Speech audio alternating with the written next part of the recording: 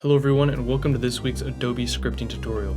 In this one, I'm going to be showing you how to make a batch binary encoder script, which will take a batch amount of information, such as a bunch of images, and export them into one file. This way you don't have to use the single binary encoder script we previously created to do things one at a time.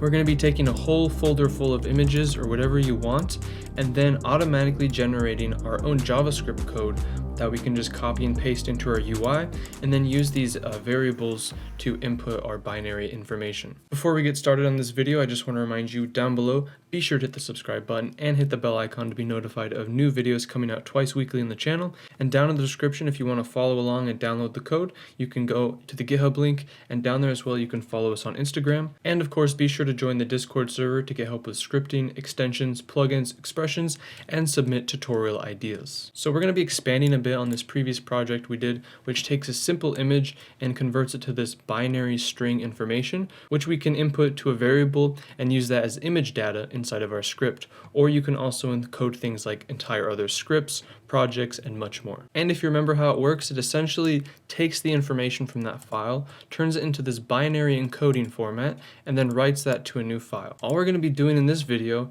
is writing a little bit extra code and looping through a bunch of files and making sure we have JavaScript extended code with some variable names. And this script will really work in whatever you run it in. It will work straight up in extend script because all we're doing is reading files and then extracting some data from them. So we'll go ahead and get started with a new JavaScript file, and we'll first create something called our prefix. And this is going to be the first sort of prefix of each variable. In our case, we're doing images, so our prefix is going to be image, and then we're also going to have an array full of each of the numbers spelt out. I realized in the original code I put suffix. I don't know what I was thinking, but now I'm going to change it and make sure that's right.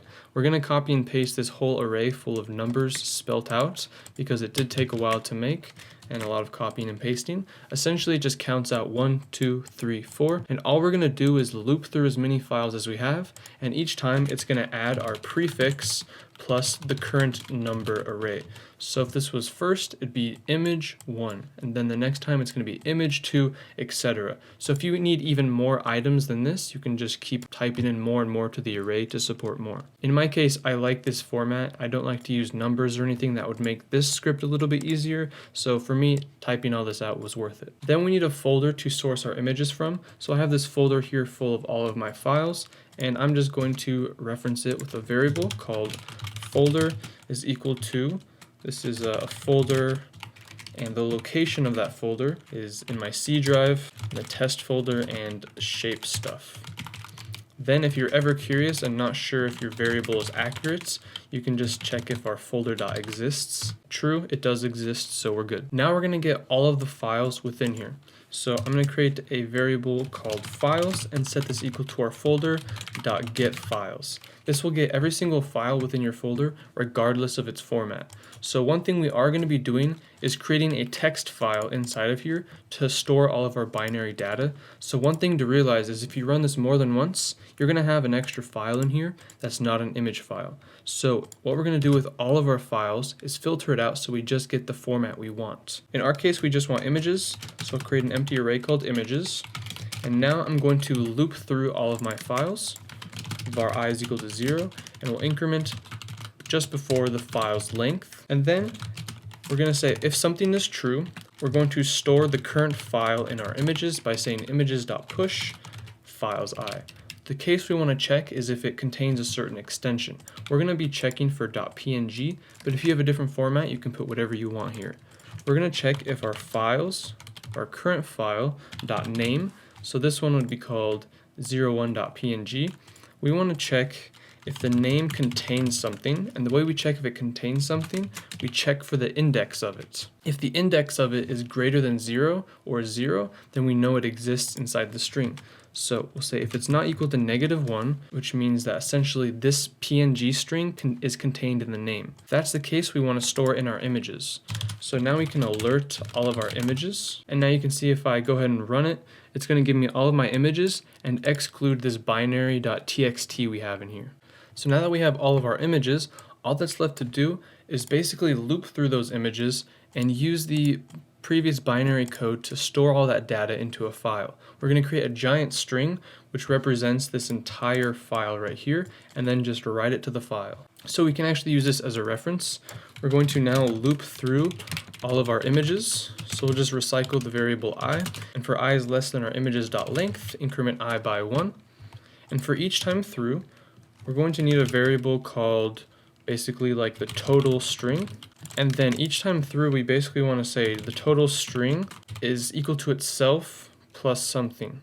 And what that something needs to be is this entire bit of code here. So we're going to start with var, and then we need to add our prefix, and then we're going to add our number array, the current one, that is basically corresponding to whichever file we're on. So this was a var image1, for example. And then we need the binary code. And we're going to create a variable called this binary, which is basically going to represent whatever this file's binary information is, which is all of this stuff here. And then for each file, I need to say open my images. I need to open it up for encoding. And usually you open it up to write or to read, but this time we're going to be encoding it to a different format. So we need to open it with that. And in order to tell it to use the binary encoding, we need to grab images I, this should be the current image we're looking at, and we're going to set the encoding also to binary. And this is basically the same kind of code we used in the original binary encoder. We're just encoding it as binary and opening it to encode it. Then we'll go ahead and say this binary is equal to our current image.read. We're going to read the new binary information. And now if I go ahead and alert this binary each time through, we're going to get an error because I actually set this value incorrectly. We're not running a method called binary, we're setting the value. So now if we run it, you can see we're going to get PNG and a bunch of information. One thing I forgot to do is we need to basically read the file and get the source information, not the sort of outside display. So we're going to say instead of .read, we're going to say .toSource. And that should give us the proper string. So what we need to now do with each of these binaries, it's going to look each one like this. We need to cut out between the double quotes. So we're basically going to take this binary and cut out everything between new string and that little bit at the end there. So we're going to set this binary equal to itself, and we're going to slice something out of it from the beginning to end point. And the beginning point needs to be sort of the after the string, which is going to be the last index of this character here. We have a beginning parentheses and a quotation mark, which is the beginning, and the ending point is going to be the opposite, which is a double quotation end parentheses, which should give us basically a slice out of just this information here and slicing out all the other data that's going to mess it up. And just to make sure, what we can do is alert this binary again. It's going to alert a bunch of times, but we can see if we're getting the right values. So you can see now it's just ending and beginning with a double quote, which is exactly what we need. So lastly, we're going to add to our total string this binary, and we need to make sure there's actually a space, and we need the equal signs. So after it says like image1, we're going to say space equals this binary. And then we want to add an end line, which just looks like this. And now we'll go to the next line and then continue on going.